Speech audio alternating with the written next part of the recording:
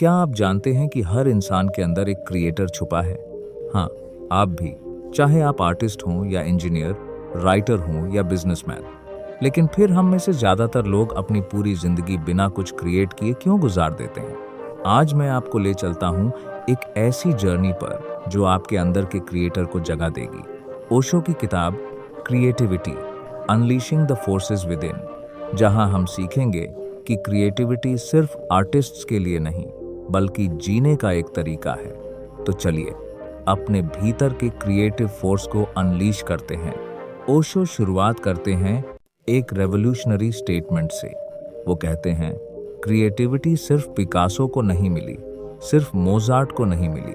हर इंसान क्रिएटिव है, लेकिन समाज ने हमें सिखाया कि क्रिएटिविटी सिर्फ कुछ स्पेशल लोगों के पास होती है। गलत, बिल्कुल गलत। ओशो बताते हैं, देखो एक छोटे बच्चे को, वो कितना क्रिएटिव है। मिट्टी से कुछ भी बना लेता है, कागज पर स्क्रिबल करता है और कहता है, देखो मैंने सन बनाया। वो डरता नहीं, वो जज नहीं करता, वो बस क्रिएट्स करता है। लेकिन फिर क्या होता है? स्कूल में हमें सिखाया जाता है, लाइंस के अंदर कलर करो, रूल्स फॉलो करो, गलती मत करो, और धीरे धीरे हमारी क्रिएटिविटी मर जाती है। ओशो कहते हैं, लेकिन वो मरी नहीं है, बस दब गई है और उसे फिर से जगाया जा सकता है। ओशो एक बहुत इंपॉर्टेंट डिस्टिंक्शन करते हैं। सोसाइटी चाहती है प्रोडक्टिविटी, फैक्ट्री जैसा काम, सेम प्रोडक्ट, सेम क्वालिटी, बार बार। लेकिन क्रिएटिविटी अलग है। क्रिएटिविटी हमेशा यूनिक होती है, फ्रेश होती है, ओरिजिनल होती है। ओशो एक पावरफुल एग्जाम्पल देते हैं। एक कारपेंटर रोज 100 चेयर्स बनाता है, सभी सेम, ये है प्रोडक्टिविटी। लेकिन अगर वो हर चेयर में कुछ अलग करता है, अपना कुछ डालता है, तो वो क्रिएटिविटी बन जाती है। फर्क माइंडसेट में है। ओशो कहते हैं, तुम कुछ भी कर रहे हो उसे क्रिएटिवली कर सकते हो। कुकिंग क्रिएटिव हो सकती है, गार्डनिंग क्रिएटिव हो सकती है, टीचिंग क्रिएटिव हो सकती है, अगर तुम उसमें अपना हार्ट डालो, अपनी यूनिकनेस डालो। लेकिन अगर तुम सिंपली मैकेनिक की तरह रिपीट कर रहे हो तो वो सिर्फ प्रोडक्टिविटी है। अब ओशो टच करते हैं सबसे इंपॉर्टेंट टॉपिक, फियर। वो कहते हैं, लोग क्रिएटिव नहीं बन पाते क्योंकि वो डरते हैं। किस बात का डर? फेलियर का डर, क्रिटिसिज्म का डर, रिजेक्शन का डर। ओशो बताते हैं, तुम एक पेंटिंग बनाना चाहते हो, लेकिन सोचते हो क्या लोग पसंद करेंगे, क्या ये अच्छी है, और इसी सोच में तुम शुरू ही नहीं करते। या तुम एक पोएम लिखना चाहते हो, लेकिन सोचते हो मैं कोई पोएट नहीं हूं, ये बेकार होगी। ओशो कहते हैं, यही है सबसे बड़ी ट्रेजेडी। क्रिएटिविटी को रिजल्ट से मत जोड़ो, प्रोसेस को एंजॉय करो। पेंटिंग अच्छी हुई या बुरी, ये मैटर नहीं करता। मैटर ये करता है कि तुमने अपने को एक्सप्रेस किया। ओशो की गोल्डन एडवाइस है, create for yourself, not for others. जब तुम दूसरों के अप्रूवल के लिए क्रिएट करते हो तो वो ऑथेंटिक नहीं रहता। ओशो एक और बड़ा ऑब्स्टिकल बताते हैं, परफेक्शनिज्म। लोग सोचते हैं जब तक परफेक्ट नहीं होगा तब तक मैं शेयर नहीं करूंगा। ओशो कहते हैं, लेकिन परफेक्ट कभी होता ही नहीं। वैन गॉग की पेंटिंग्स को देखो, क्या वो परफेक्ट हैं?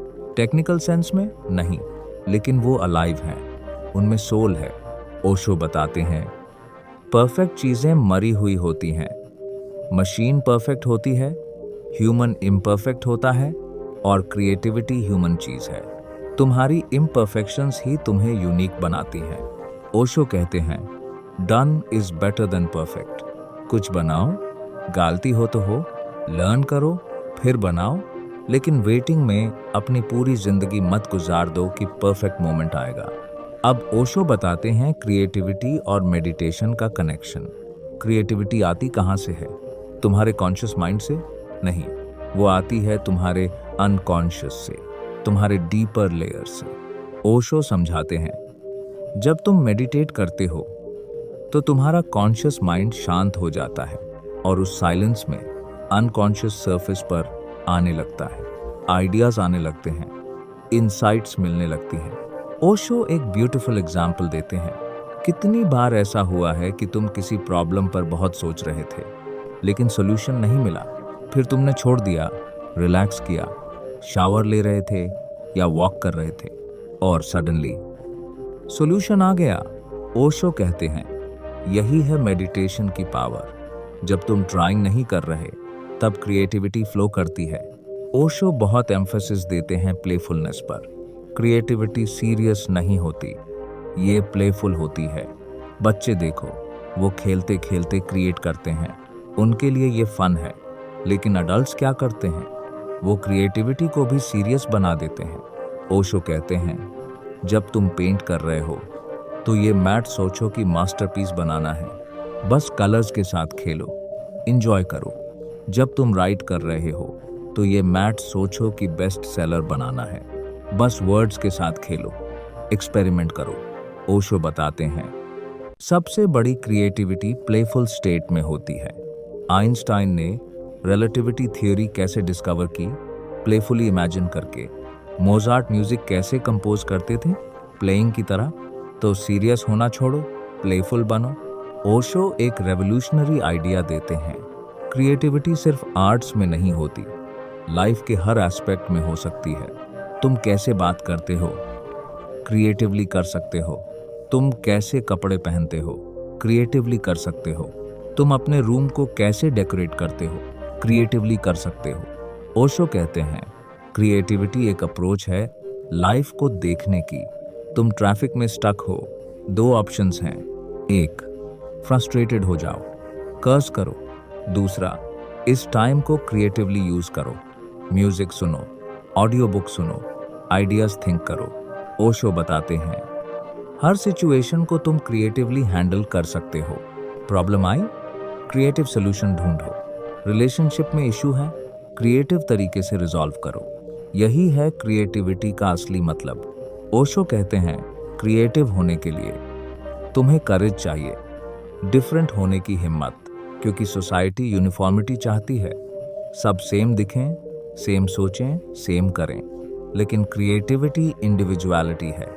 ओशो एक टचिंग एग्जाम्पल देते हैं। वैन गो को देखो, पूरी जिंदगी एक भी पेंटिंग नहीं बिकी। लोग उन्हें मैड कहते थे, लेकिन उन्होंने पेंट करना नहीं छोड़ा, क्योंकि वो अपने लिए पेंट कर रहे थे। आज उनकी पेंटिंग्स मिलियंस में बिकती हैं। ओशो कहते हैं ये नहीं कि तुम्हें भी वैन गो बनना है, लेकिन सीख ये है अपनी ऑथेंटिसिटी को मत छोड़ो। लोग क्या कहेंगे ये सोचकर अपने को सप्रेस मत करो। Be yourself, fully, totally, unapologetically. Osho एक पैराडॉक्स बताते हैं क्रिएशन के लिए। कभी कभी डिस्ट्रक्शन जरूरी होती है। तुम एक पुरानी बिल्डिंग को डेमोलिश करते हो ताकि नई बना सको।